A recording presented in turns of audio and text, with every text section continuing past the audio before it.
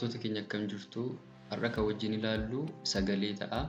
Afaan Oromoo keessatti sagalee bakka ja'atti qoodnee ilaaluu dandeenya yookiin sagalee bifa ja'atu jira. Isaan keessaa inni dura sagalee gabaabaa jedhama. Itti aanee sagalee dheeraatu jira.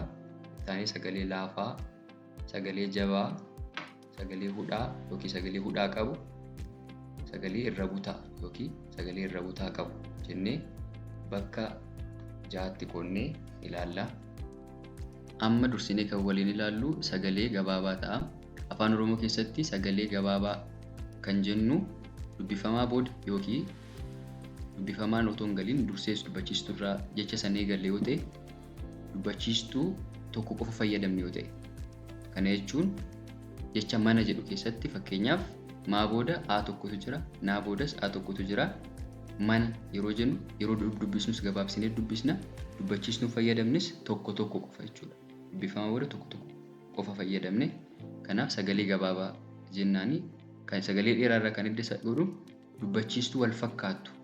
Amma fakkeenyaaf maa booda a lama jiratu ta'e dheeraa jenna. Garuu tokko qofa jira waan ta'eef gabaabaa jennee dubbisna. Kanaaf mana jennee dubbisna jecha kana. Itti aanee kan jiru jecha nama jedhu. Nama yeroo dubbisnus gabaabsinee dubbisna.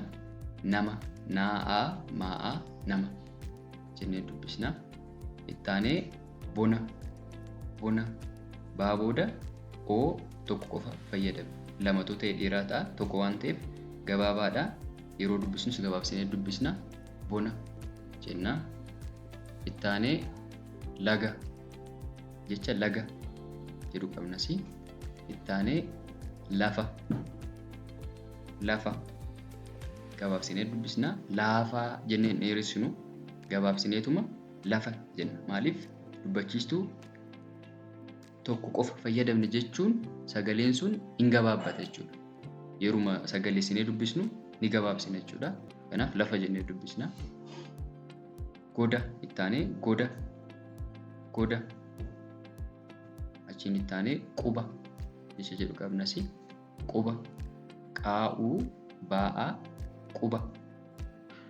Itti aanee bifa, bifa, bifa jennee dubbisna. Dhumarratti muka jecha muka jedhu qabnas. Muka jennee gabaabsinee dubbisna jechuudha. Kanaaf walumaa galatti sagalee gabaabaa kan jennu dubbifamaa wajjinis ta'e yookiin qobaas yoo ta'e, kana jechuun fakkeenyaaf jecha ifa jedhu keessatti i, fa, a jenna. Iin dursitee eeggalti garuu i lama miti kan fayyadamne, i tokko fayyadamna waan ta'eef sagalee gabaabaa jennaani. Dubbifamaa wajjinis galee yoo ta'e bifa kanaatiin dubbachiistuu tokko tokko qofa fayyadamne taanaan sagalee gabaabaa jennee dubbisna. Kana fakkaata sagalee gabaabaan. Itti aanee sagalee dheeraa waliin baranna. Chaanaalii keenya subscribe gochuu, like gochuu hin dagatinaa.